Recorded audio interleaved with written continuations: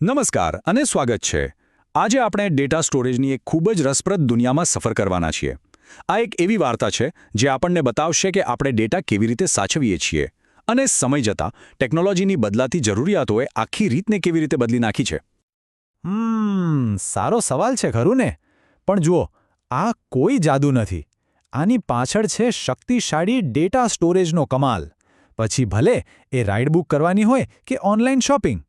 આ જટિલ લાગતી ટેકનોલોજી આપણા રોજિંદા જીવન સાથે એકદમ વણાઈ ગઈ છે. તો ચાલો, આજે આપણે સ્ટેપ બાય સ્ટેપ સમજીએ કે આ બધું ખરેખર શક્ય કેવી રીતે બને છે. ઓકે, તો આ રહી આપણી સફરની રૂપરેખા. આપણે શરૂઆત કરીશું એકદમ બેઝિક સવાલથી કે ડેટા શા માટે સ્ટોર કરવો પડે છે. પછી જોઈશું ફાઇલ્સથી ડેટાબેઝ સુધીની સફર. એ પછી ટ્રાન્ઝેક્શન અને એનાલિસિસ વચ્ચેનો ફરક સમજીશું. અને પછી અનસ્ટ્રક્ચર્ડ ડેટાના પડકારને પહોંચી વળીને છેવટે આધુનિક લેકહાઉસ સુધી પહોંચીશું. ચાલો શરૂ કરીએ. તો ચાલો, સૌથી પહેલા અને સૌથી મૂળભૂત સવાલ પર આવીએ કે ભાઈ આ બધો ડેટા સાચવવાની જરૂરત શું છે? જો, સાવ સરળ છે. જેમ આપણે કોઈક વાત યાદ રાખવા માટે નોટબુકમાં લખીએ છીએ, બસ એ જ રીતે બિઝનેસ પણ ડેટા સ્ટોર કરે છે. કેમ? કારણ કે એ ડેટામાંથી જ તે શીખી શકે છે, વધુ સારા નિર્ણયો લઈ શકે છે અને ભવિષ્યનું પ્લાનિંગ કરી શકે છે. જરા વિચારો કે બિઝનેસ માટે આ ડેટા કેટલો બધો જરૂરી છે. જેમ કે બેંકો છે, એમના રોજિંદા ટ્રાન્ઝેક્શન ચલાવવા માટે ડેટા જોઈએ. ફ્લિપકાર્ટ જેવી કંપનીઓ સેલનું પ્લાનિંગ કરવા માટે જૂના ડેટાનું વિશ્લેષણ કરે છે. ટેલિકોમ કંપનીઓને કાયદાકીય કારણોસર કોલ રેકોર્ડ રાખવા પડે છે. અને એમેઝોન એ તો આપણને સારો અનુભવ આપવા માટે આપણી ખરીદીનો બધો જ ઇતિહાસ સાચવે છે. એટલે કે આ બધાના મૂળમાં, પાયામાં શું છે? ડેટા. સારું, તો હવે આપણી વાર્તાના પહેલા મોટા પડકાર તરફ આગળ વધીએ. શરૂઆતના દિવસોની વાત કરીએ તો ડેટા સ્ટોરેજની હાલત ખૂબ જ ખરાબ હતી, એકદમ અવ્યવસ્થિત. તમે એવું સમજી લો કે જાણે કાગળોનો એક મોટો વેરવિખેર ઢગલો પડ્યો હોય.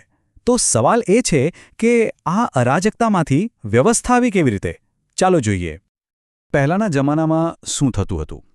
ડેટાને CSV કે TXT જેવી સાદી ફાઇલોમાં સ્ટોર કરવામાં આવતો. પણ આમાં સમસ્યાઓનો પાર નહોતો. એક તો ડેટામાં કોઈ સુસંગતતા નહોતી. એકની એક માહિતી વારંવાર લખવામાં આવતી, એટલે કે ડુપ્લિકેશન. અને સૌથી મોટી મુશ્કેલી, અલગ અલગ ફાઇલોને એકબીજા સાથે જોડવી લગભગ અશક્ય હતી. બસ, આ બધી જ સમસ્યાઓના ઉકેલ તરીકે જન્મ થયો રિલેશનલ ડેટાબેઝનો, જેણે આખા ડેટાને એક વ્યવસ્થિત માળખું આપ્યું. તો સવાલ એ થાય કે આ RDBMS એટલે કે રિલેશનલ ડેટાબેઝ મેનેજમેન્ટ સિસ્ટમ છે શું?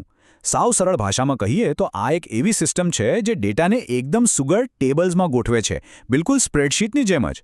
પણ એની અસલી તાકાત એ નથી. એની અસલી તાકાત એ છે કે તે અલગ અલગ ટેબલ્સને એકબીજા સાથે રિલેટ કરી શકે છે, એટલે કે જોડી શકે છે. અને આના કારણે જ ડેટાને મેનેજ કરવો અને તેમાંથી કામની માહિતી મેળવવી ખૂબ જ સરળ બની જાય છે. ઓકે, તો આ ટાઈમલાઈન જુઓ. આ આપણી આખી સફરનો એક નકશો છે એમ સમજી લો. આપણે શરૂઆત કરી અરાજકતાના યુગ એટલે કે ફ્લેટ ફાઇલ્સથી. ત્યાંથી આપણે પહોંચ્યા માળખાકીય યુગ એટલે કે RDBMS પર. અને હવે આપણે આગળ વધી રહ્યા છીએ વિશ્લેષણ, બિગ ડેટા અને છેવટે એકીકરણના યુગ તરફ. તો ચાલો આ દરેક તબક્કાને હવે જરા વધુ નજીકથી જોઈએ. પણ જેવું આપણે માળખું બનાવ્યું ત્યાં એક નવો પડકાર આવીને ઊભો રહ્યો. જુઓ, RDBMS રોજિંદા ટ્રાન્ઝેક્શન્સ માટે તો એકદમ પરફેક્ટ હતું. પણ જ્યારે વાત લાંબા ગાળાના ઐતિહાસિક ડેટાનું વિશ્લેષણ કરવાની આવી ત્યારે તે એટલું કાર્યક્ષમ નહોતું. અને આના કારણે જ બે તદ્દન અલગ અલગ પ્રકારના કામ એટલે કે વર્કલોડ ઊભા થયા. પેલું છે OLTP એટલે કે ઓનલાઈન ટ્રાન્ઝેક્શન પ્રોસેસિંગ. આ સિસ્ટમ્સને બનાવવામાં જ આવી છે રોજિંદા નાના અને એકદમ ફાસ્ટ ટ્રાન્ઝેક્શન્સ માટે. જેમ કે UPI ટ્રાન્સફર કર્યું, ઓનલાઈન ઓર્ડર પ્લેસ કર્યો કે પછી પ્રોફાઇલમાં એડ્રેસ બદલ્યું. આ બધા કામોમાં શું જોઈએ? સ્પીડ અને એક્યુરસી. બસ OLTP સિસ્ટમ્સ આ જ કામ પરફેક્ટ રીતે કરે છે. હવે આ OLTP સિસ્ટમ્સ આટલી બધી વિશ્વસનીય કેમ છે? એનું કારણ છે ACID નામના 4 સિદ્ધાંતો. ચાલો એક ઉદાહરણથી સમજીએ. ધારો કે બેંક ટ્રાન્સફર થાય છે, તો એટોમિસિટી એ ખાતરી કરે છે કે ટ્રાન્ઝેક્શન કાં તો આખું પૂરું થશે અથવા જરા પણ નહીં, ઓલ ઓર નથિંગ. એવું નહીં કે એક ખાતામાંથી પૈસા કપાઈ ગયા પણ બીજામાં જમા જ ન થયા. અને ડ્યુરેબિલિટી એ વાતની ગેરંટી આપે છે કે એકવાર ટ્રાન્ઝેક્શન થઈ ગયું એટલે એ પથ્થરની લકીર છે. પછી ભલે સિસ્ટમ ક્રેશ થઈ જાય, એ ડેટા સેફ રહેશે. તો OLTP તો રોજિંદા કામ માટે થઈ ગયું, પણ પેલા ઐતિહાસિક વિશ્લેષણનું શું? એના માટે એક નવી સિસ્ટમ બનાવવામાં આવી, ડેટા વેરહાઉસ. આને તમે કંપનીની એક વિશાળ લાઇબ્રેરી સમજી શકો છો, જ્યાં અલગ અલગ વિભાગોમાંથી બધો જ જૂનો ડેટા એક જ જગ્યાએ ભેગો કરવામાં આવે છે. શા માટે? જેથી તેનું ઊંડાણપૂર્વક વિશ્લેષણ કરીને મોટા અને મહત્વપૂર્ણ બિઝનેસ નિર્ણયો લઈ શકાય. તો અહીં સ્પષ્ટ છે કે આ બંને સિસ્ટમનો હેતુ એકબીજાથી તદ્દન અલગ છે. OLTP એટલે રોજિંદા વ્યવહારો, જેમ કે ઓનલાઈન ઓર્ડર આપવો, એકદમ ઝડપી અને સરળ. બીજી બાજુ છે OLAP, જે ડેટા વેરહાઉસમાં થાય છે. એનો હેતુ છે ઐતિહાસિક વિશ્લેષણ, જેમ કે ગયા વર્ષના સેલ્સ ટ્રેન્ડ્સ જોવા, જે જટિલ અને સમય માંગી લેવા એવું હોય છે. ટૂંકમાં કહીએ તો એક વર્તમાનને સંભાળે છે અને બીજું ભૂતકાળમાંથી ભવિષ્ય માટે શીખવે છે. અને હવે આપણી વાર્તામાં એક નવો અને બહુ મોટો વળાંક આવે છે. ઇન્ટરનેટનો વિસ્ફોટ થયો અને એની સાથે આવ્યો ડેટાનો પૂર. ફોટા, videos, social media post, sensor data, આ બધા અવ્યવસ્થિત ડેટાના પૂરને કેવી રીતે કાબૂમાં લેવો, આ એક મોટો સવાલ હતો. કારણ કે ડેટા વેરહાઉસની એક મર્યાદા હતી. એ ફક્ત સુઘડ, વ્યવસ્થિત, ટેબલમાં ગોઠવી શકાય એવા ડેટા માટે જ બન્યું હતું. પણ હવે શું? આજનો લગભગ 80% ડેટા તો અનસ્ટ્રક્ચર્ડ છે, એટલે કે અવ્યવસ્થિત. સોશિયલ મીડિયા પોસ્ટ, ફોટા, વિડિયો, ઓડિયો, આ બધાનું શું કરવું? ડેટા વેરહાઉસમાં તો આ ફિટ જ નહોતું થતું. આ એક બહુ મોટી સમસ્યા હતી. અને આ જ મોટી સમસ્યાના ઉકેલ તરીકે જન્મ થયો ડેટા લેકનો. ડેટા લેકનું નામ જ બધું કહી દે છે. એક વિશાળ તળાવ જેવું છે, જ્યાં તમે કોઈપણ પ્રકારનો ડેટા, પછી ભલે સ્ટ્રક્ચર્ડ હોય, અનસ્ટ્રક્ચર્ડ હોય કે ગમે તેવો હોય, એને એના મૂળ સ્વરૂપમાં જ, કાચા સ્વરૂપમાં જ નાખી શકો છો, કોઈ પણ જાતના બંધન વગર. તો વેરહાઉસ અને લેક વચ્ચેનો મૂળભૂત તફાવત શું છે? એ છે સ્કીમા, એટલે કે ડેટાનું માળખું ક્યારે નક્કી થાય છે એ. જો ડેટા વેરહાઉસમાં તમારે ડેટા નાખતા પહેલાં જ એનું માળખું બનાવવું પડે છે. આને કહેવાય સ્કીમા ઓન રાઇટ. જ્યારે ડેટા લેકમાં તમે પહેલાં બધો કાચો ડેટા નાખી દો અને જ્યારે એ ડેટાને વાંચવો હોય, એટલે કે એના પર કામ કરવું હોય, ત્યારે એનું માળખું નક્કી કરો. આને કહેવાય છે સ્કીમા ઓન રીડ. આ બહુ મોટો તફાવત છે. આ સ્કીમા ઓન રીડના કોન્સેપ્ટને સમજવા માટે આ લેગોની ઉપમા એકદમ પરફેક્ટ છે.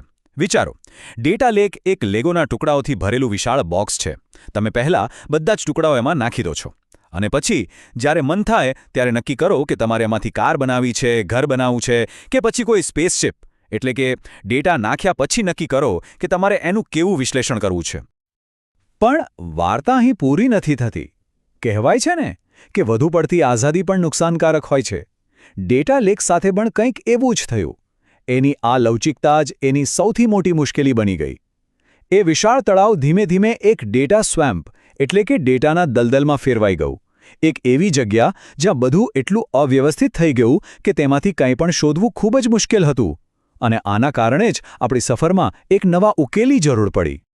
તો ડેટા લેકમાં સમસ્યાઓ શું હતી? એક તો એ ડેટા સ્વેમ્પ્સ બની રહ્યા હતા.